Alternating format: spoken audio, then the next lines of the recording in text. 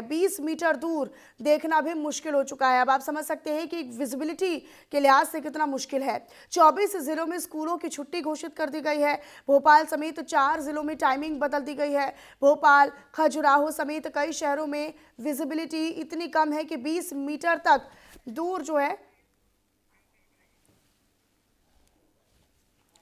तो ये बड़ी जानकारी एमपी से हमने अब तक साझा की। यूपी से भी खबर आप देख लीजिए। दरअसल ठंड में फिर से कांप उठा है यूपी। उत्तर प्रदेश सीजन में पहली बार 2.4 पारा पहुंचा है। तो 50 जिलों में कोहरे का हाई अलर्ट जारी किया गया है। यूपी वासियों को अब अलर्ट पर रहना होगा, क्योंकि सर्दी कहीं से कहीं तक कोई राहत अभी यूपी वासियों को नहीं देने वाली है। सीजन में पहली बार 2.4 डिग्री सेल्सियस जो पारा है वो पहुंचा है। 50 जिलों में कोहरे का हाई अलर्ट जारी किया गया है। 50 जिले कोहरे के लिहाज से अलर्ट मोड पर हैं, यानी यहाँ पर और ज़्यादा मौसम को लेकर संवेदनशीलता और गंभीरता बरती जानी चाहिए। स्कूलों में भी छुट्टी कर दी गई है। कई स्कूलों में टाइमिंग्स को चेंज कर दिया गया है। सीजन में पहली बार 2.4 डिग्री सेल्सियस तक पारा पहुंचा है। 50 जिले ऐसे हैं जहां पर हाई अलर्ट घोषित किया गया है, यानी मौसम के लिहाज से, सर्दी के लिहाज से और शीतलहर के लिहाज से भी जो यहाँ पर संवेदनशीलता और गंभीरता है वो भी बरती जानी चाहिए। इसको लेकर दफ्तरों के टाइमिंग्स में भी बदलाव किया गया है। इसके अलावा स्कूलों में भी टाइमिंग्स को लेकर बदलाव किया गया है। छोटे बच्चों के स्कूलों में घोषित कर दी गई हैं छुट्टियां। ऐसे भी जो तमाम बदलाव हैं वो किए गए हैं। लोग जो हैं वो जगह जगह पर अलाव का सहारा लेकर अपने आप को सर्दी के प्रकोप से बचाते हुए भी नजर आ रहे हैं। हीटर और अलाव, ये दो चीज़ें जो हैं वो एक साधन बना हुआ है सर्दी से बचाव के लिए। यूपी के बाद मध्य प्रदेश का रुख कर लेते हैं, जहां मध्य प्रदेश में कड़ाके की सर्दी पड़ रही है और कोहरे की मार लोगों को झेलनी पड़ रही है। 20 मीटर दूर देखना भी बहुत ज़्यादा मुश्किल हो चुका है। इसके लिहाज से आप समझ सकते हैं कि विजिबिलिटी कितनी कम है। 24 जिले ऐसे हैं जहाँ पर स्कूलों की छुट्टी घोषित कर दी गई है। भोपाल समेत 4 जिलों में टाइमिंग भी बदले गए हैं। भोपाल, खजुराहो समेत कई शहरों में तो विजिबिलिटी इतनी ज़्यादा कम है कि 20 मीटर देखना भी दूभर हो गया है, मुश्किल हो गया है। सोमवार को पूरे प्रदेश में कोहरा, तेज सर्दी और कोल्ड वेव यानी शीतलहर का असर देखा गया। मौसम विभाग ने अगले 3 दिनों तक घना कोहरा छाने का अलर्ट जारी किया है। मंगलवार सुबह भी 30 से ज़्यादा जिलों में कोहरे का असर देखा जा रहा है। कड़ाके की सर्दी और घने कोहरे के चलते 24 जिलों में स्कूलों की छुट्टियां घोषित कर दी गई हैं।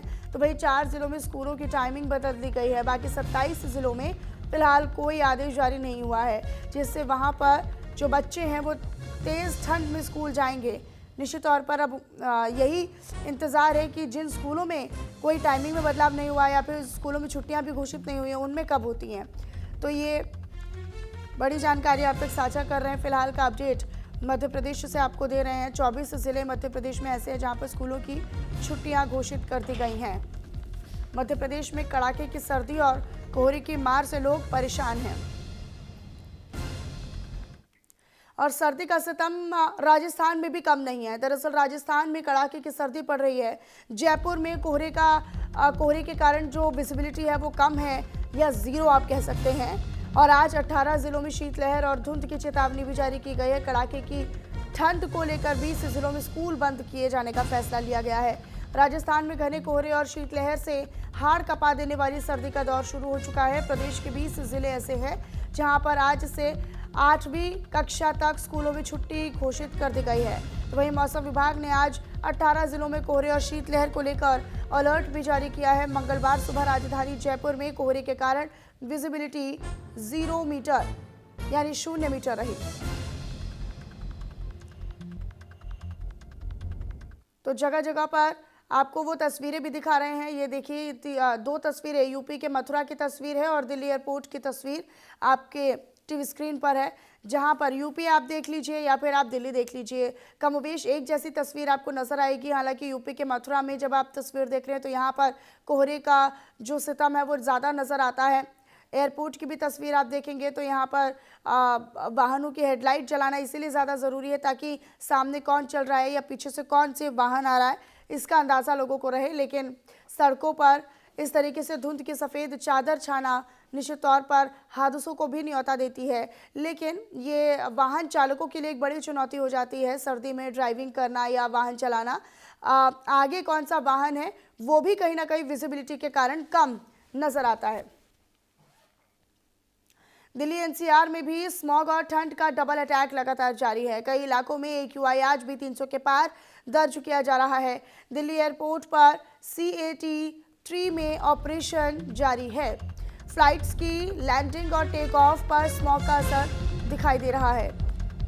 तो AQI और बढ़ती ठिठुरन और ठंड यानी कोहरे और स्मॉग का जो डबल अटैक है वो दिल्ली वासियों को तो झेलना ही पड़ रहा है।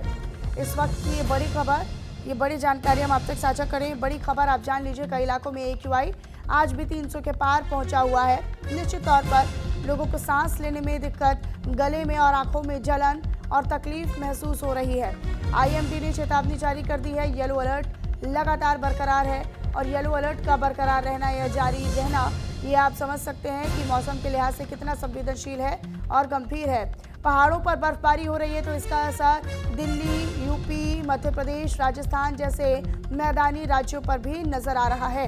और पूरा का पूरा अगर हम उत्तर भारत देखें तो उत्तर भारत में जो शीतलहर का प्रकोप है, जो सर्दी का प्रकोप है वो नजर आ रहा है। लेकिन दिल्ली NCR और उसके आसपास के इलाके डबल अटैक से जूझ रहे हैं। डबल अटैक इसलिए कह रही हूँ क्योंकि एक तो सर्दी का सितम है, दूसरा जो बढ़ता प्रदूषण है उसका। हालांकि बीच में थोड़े समय तक राहत ज़रूर मिली थी और लोगों ने एक उम्मीद भी जताई थी कि हो सकता है कि आने वाले और दिनों में प्रदूषण ना बढ़े, लेकिन प्रदूषण का स्तर फिर से दिल्ली में बढ़ चुका है। दिल्ली NCR वासियों को फिर से प्रदूषण से सावधान रहने की ज़रूरत है।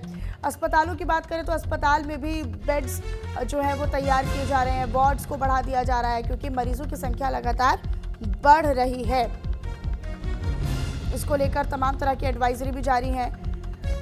आपको बताएं कि इसका जो पूरी तरीके से असर है वो रेल यातायात और हवाई यातायात पर भी पड़ रहा है। हिमाचल की बात कर लेते हैं क्योंकि हिमाचल में भी 3 दिन कोहरे का अलर्ट जारी किया गया है। आज हल्की बारिश और बर्फबारी की संभावना है। कुकुमसेरी में -7 डिग्री तापमान पहुंचा है। तो ये बड़ी खबर आप तक साझा करें। कुकुमसेरी समेत वैसे तो कई इलाके हैं जहां पर माइनस में जो तापमान है वो चल रहा है, लेकिन कुकुमसेरी की बात करें तो यहाँ पर -7 डिग्री सेल्सियस जो तापमान है वो पहुंचा है। इससे अंदाज़ा लगा सकते हैं कि यहाँ पर कितनी ज़्यादा ठिठुरन का सामना लोगों को करना पड़ रहा होगा। और इन सब के बीच हल्की बारिश और बर्फबारी की संभावना भी मौसम विभाग ने जाहिर की है। तो कुकुमसेरी में -7 डिग्री सेल्सियस तापमान का जाना और बर्फबारी का होना और इसको लेकर अलर्ट जारी होना, ये कुल मिलाकर दर्शाता है कि लोगों के लिए कितनी बड़ी चुनौती है, क्योंकि बर्फबारी और हल्की बारिश सर्दी के मौसम में या ठिठुरन और शीतलहर का बढ़ जाना निश्चित तौर पर ये काफ़ी ज़्यादा चैलेंजिंग लोगों के लिए हो जाता है। तो दिल्ली NCR की हवा खराब हो रही है। तो अगर हम पहाड़ी राज्यों की बात करते हैं तो यहाँ पर बर्फबारी और हल्की बारिश से लोगों को और ज़्यादा तापमान में गिरावट महसूस होगी और तापमान का लुढ़कना निश्चित तौर पर लोगों की जो दैनिकचर्या है उसमें भी इसका असर डालता है। रोज़मर्रा के कामकाज में भी सर्दी का सितम असर डालता है और लोग जो है वो अलाव का सहारा लेते हैं, घरों में अंगीठियाँ लगाते हैं, हीटर का सहारा लेते हैं। पहाड़ी राज्यों की बात करते हैं जैसे उत्तराखंड या हिमाचल प्रदेश या शिमला, इन तमाम इलाकों की बात करते हैं तो यहाँ पर लगातार बर्फबारी का दौर जारी है। आंचल मेरे साथ मेरी सहयोगी दिल्ली से जुड़ी हुई है, ऋषभ भारद्वाज गाजियाबाद से मेरे साथ मेरे सहयोगी जुड़े हुए हैं, शिमला से जीवन, मनोज सूर्यवंशी फरीदाबाद से मेरे साथ मेरे सहयोगी जुड़ चुके हैं। चारों अलग अलग इलाकों से मेरे साथ मेरे सहयोगी जुड़े हुए हैं। सबसे पहले आंचल आप ही का रुख करते हुए दिल्ली के तापमान की बात करते हैं तो यहाँ पर लोगों को डबल अटैक से जूझना पड़ रहा है। एक AQI का स्तर बढ़ रहा है प्रदूषण का, और दूसरा जो सर्दी को लेकर जो कोहरा है उसका भी सितम लोगों को झेलना पड़ रहा है।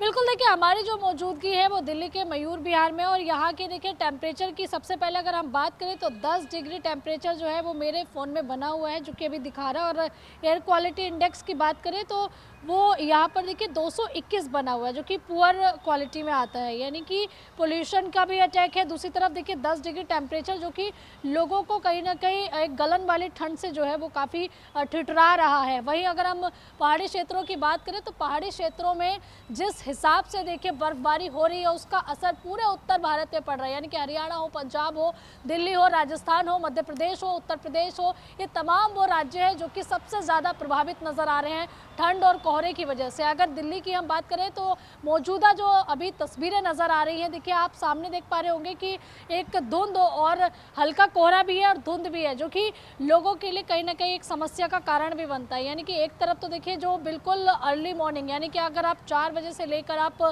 7 बजे से तक जो है आप सफ़र कर रहे हैं दिल्ली की सड़कों पे, तो आपको हेडलाइट जलाकर उसके साथ ही देखिए लो विजिबिलिटी का सामना आपको करना पड़ता है, यानी कि आपको बड़ी सावधानी बरतनी पड़ती है। वहीं दूसरी तरफ देखिए दिल्ली एनसीआर को लेकर कई अलर्ट भी जो है वो मौसम विभाग ने जारी किए हुए हैं, यानी कि आज से लेकर कल तक जो है, यानी कि दोपहर के वक्त भी 15 से 20 किलोमीटर प्रति घंटा की स्पीड से जो है वो सर्द हवाएं चलने वाली है, और इसका सीधे तौर पर असर जो है वो जनजीवन पर पड़ सकता है। यानी कि अगर आप टू व्हीलर से चल रहे हैं तो आपको ये ठंड जो है कपकपा सकती है। वहीं एक्यूआई लेवल की बात करें तो एक्यूआई लेवल भी लगातार देखिए ग्रेटर नोएडा में 236 है, और दिल्ली की हम बात करें तो लगातार ये भी 250 से लेके 380 के बीच में बना हुआ है। वहीं देखिए अगर हम फरीदाबाद की बात करें तो यहाँ 185 दर्ज किया गया है। ठीक है आंचल, मैं आपका ऐसे रुख ही करूंगी, देखिए आप रहिएगा मेरे साथ, मैं रुक करूंगी आपका। इसी बीच एक बड़ा अपडेट हम अपने दर्शकों को दे देते हैं। दिल्ली एयरपोर्ट ने ट्रैवल एडवाइजरी लोगों के लिए जारी की है, यात्रियों के लिए जारी की है। कुछ उड़ानों में देरी हो सकती है, ये दिल्ली एयरपोर्ट की तरफ से गाइडलाइंस जारी की गई है, एडवाइजरी जारी की गई है। फ्लाइट की जानकारी के लिए एयरलाइन से सीधे संपर्क करते रहें, ये यात्रियों को सलाह दी जा रही है। तो ये बड़ी खबर है, जैसे कि हम लगातार जिक्र कर रहे हैं कि डबल अटैक से दिल्ली वासी जूझ का असर है वो भी नज़र आ रहा है। आपको बताएं कि इसका जो पूरा असर है वो फ्लाइट्स की टेक ऑफ और लैंडिंग पर भी दिख रहा है। निश्चित तौर पर दिल्ली एयरपोर्ट ने इसको लेकर एक एडवाइजरी जारी की है और लोगों से ये अपील की है और लोगों को सलाह दी है, हिदायत दी है कि आप अपनी एयरलाइन से टाइमिंग को लेकर सूचना प्राप्त करते रहें, उनके संपर्क में बने रहें। दिल्ली एयरपोर्ट ने ट्रैवल एडवाइजरी जारी की है। मेरे सहयोगी ऋषभ भारद्वाज भी लगातार बने हुए हैं गाजियाबाद से। ऋषभ, ज़रा बताइएगा फिलहाल गाजियाबाद में फिलहाल क्या टेम्परेचर बना हुआ है और सर्दी का सितम यहाँ पर लोगों को कितना ज़्यादा झेलना पड़ रहा है?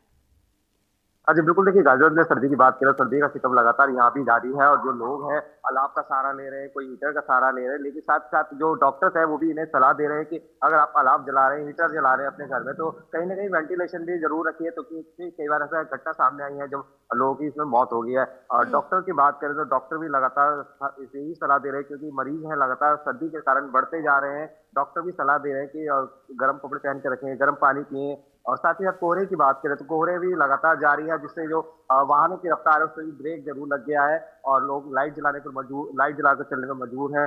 फिलहाल पुलिस प्रशासन की बात करें, रैन बसेरों की बात करें तो पुलिस प्रशासन लगातार रैन बसेरों का दौरा कर रहा है, चाहे वो निगम के अधिकारी हो, चाहे वो डीएम हो। साथ ही साथ जो गाजियाबाद पुलिस है वो भी ऐसे लोगों को रैन बसेरे तक पहुंचाने का काम कर रही है, जो सड़क पर रह रहे हैं उन्हें भी कंबल दे रही है। जी ठीक है, जीवन मेरे साथ मेरे सहयोगी शिमला से जुड़े हुए हैं। जीवन, पहाड़ी राज्यों में, पहाड़ी इलाकों में लगातार बर्फबारी हो रही है, हिमाचल में भी लगातार बर्फबारी और जो सर्दी का सितम है वो देखने को मिल रहा है, जिसका असर मैदानी इलाकों पर भी पड़ रहा है।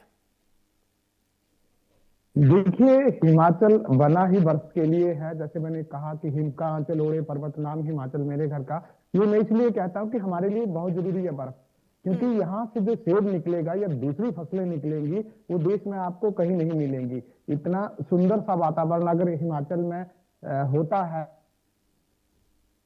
बहुत सारे असर है कि जो हमें नकदी फसलों के रूप में या फिर सेब के रूप में या दूसरे जो अच्छे जो फल हैं उनके रूप में देखने को मिलता है। यहाँ सबसे बड़ी बात की अगर समस्या किसी को आती है, वो आती है जो टूरिस्ट है उनको समस्या आती है, या वाहन जो चलते हैं लगातार उनको समस्या आती है। बावजूद इसके प्रदेश के किसी भी जो इंसान है उसके लिए बर्फ और ये बारिश बहुत जरूरी है। जब ये बर्फबारी नहीं हो रही थी तो लोगों को अपनी नकदी फसलों के लिए या दूसरी चीजों के लिए चिंतित होना पड़ रहा। जी हिमाचल में यूँ तो कई सारी जगहों पर जीवन अलर्ट भी जारी किया गया है आने वाले दिनों के लिए भी।